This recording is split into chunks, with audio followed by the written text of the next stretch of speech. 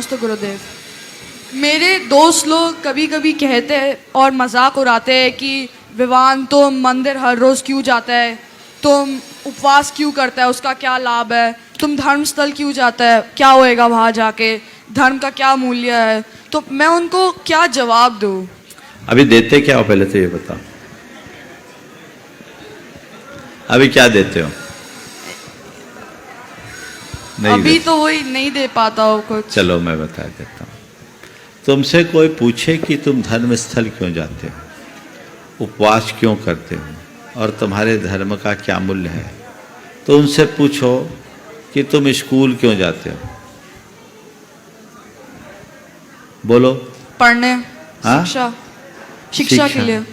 शिक्षा पाने के लिए स्कूल जाते हैं। स्कूल में कौन सी शिक्षा मिलती है? लौकिक। हाँ हाँ, उनसे बोलो कि जैसे तुम, और दूसरा सवाल करो, स्कूल नहीं जाएंगे तो क्या होगा? अनपढ़ बन जाएगा। बस, हम पढ़ने के लिए शिक्षा पाने के लिए स्कूल जाते हैं। स्कूल नहीं जाएंगे तो अनपढ़ हो जाएंगे। तो हम अपनी आत्मा को पढ़ने के लिए मंदिर जाते हैं। अगर मंदिर नहीं जाएंगे तो अज्ञानी रह जाएंगे। उससे दूसरा सवाल पूछो, दर्पण देखते हो? उससे पूछो, दर्पण देखते हो? हाँ। कहेगा देखते हैं, है ना। दर्पण देखते हो? देखते हैं। क्यों देखते हो? खुद को देखने के लिए कि सुंदर लग रहा है या नहीं, अच्छा कोई लग रहा है दाग धब्बा है कि नहीं। हाँ। तो दर्पण में हम रूप को देखते हैं और भगवान एक दर्पण है जिसमें हम स्वरूप को देखते हैं। उससे तीसरा सवाल करो। हो सकता वो कह सकता है अरे मूर्ति के दर्शन करने से क्या होगा, है ना। उससे पूछो, तुम्हारी कोई गर्लफ्रेंड है? आ गया होगा, उम्र तो आ गई है। उसकी तस्वीर रखते हो? बोलो। हाँ। उसी से पूछना। गर्लफ्रेंड है, उसकी तस्वीर रखते हो? क्यों रखते हो? याद करने के लिए। बिल्कुल ठीक है, याद करिए, खुली बात है, समझने की बात। मैं इस बच्चे को इसकी भाषा से बता रहा हूं। मैं जान रहा हूं इसके साथ वो कोई प्रॉब्लम नहीं है, लेकिन जो जिस भाषा में सवाल करे उसको उसी भाषा में उत्तर देना चाहिए।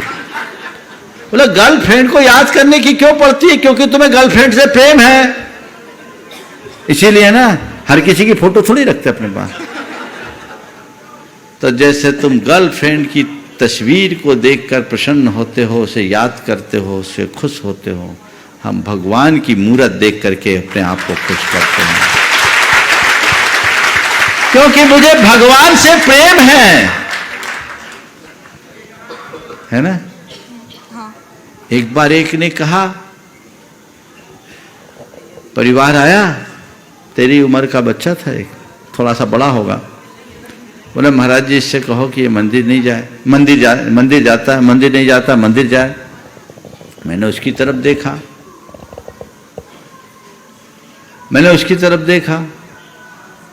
हमने कहा हे बाबा, मैं जैसे उसकी तरफ देखा तो उसने कहा महाराज जी भगवान तो मन में है, मंदिर जाने की क्या जरूरत? भगवान तो दिल में है, मंदिर जाने की क्या जरूरत? मैंने कहा तेरे दिल में तो तेरी गर्लफ्रेंड भी होगी, फिर पार्क में मिलने क्यों जाता है?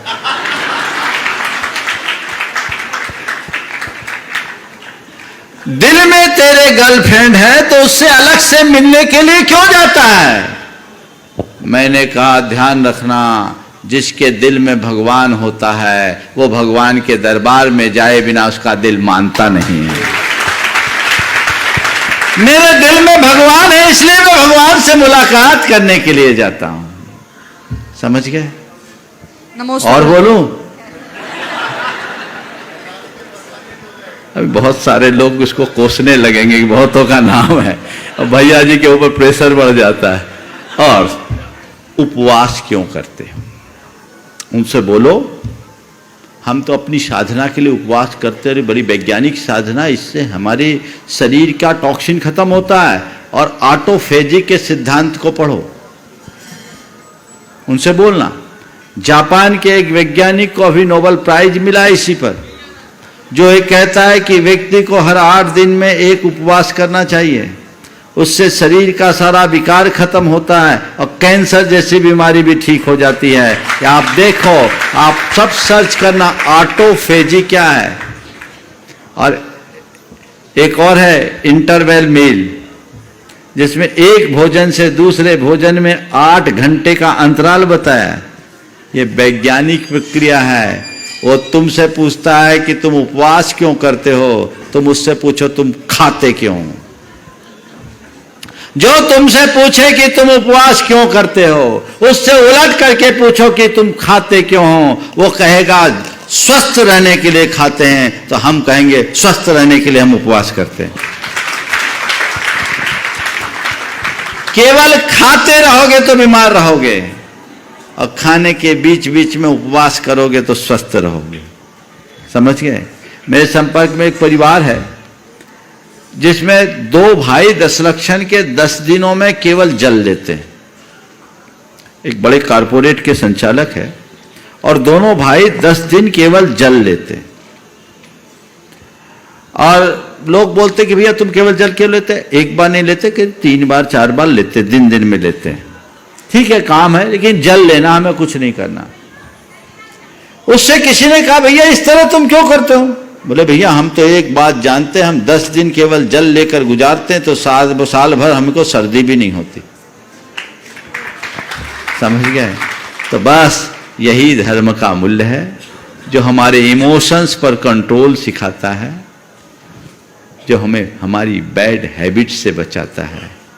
अपने जीवन के प्रोग्रेस के लिए इन दोनों चीजों की बहुत गहरी जरूरत है, इसलिए मैं इसे अपनाता हूं। ये उत्तर समझ में आया कि नहीं आया? जोरदार। हाँ।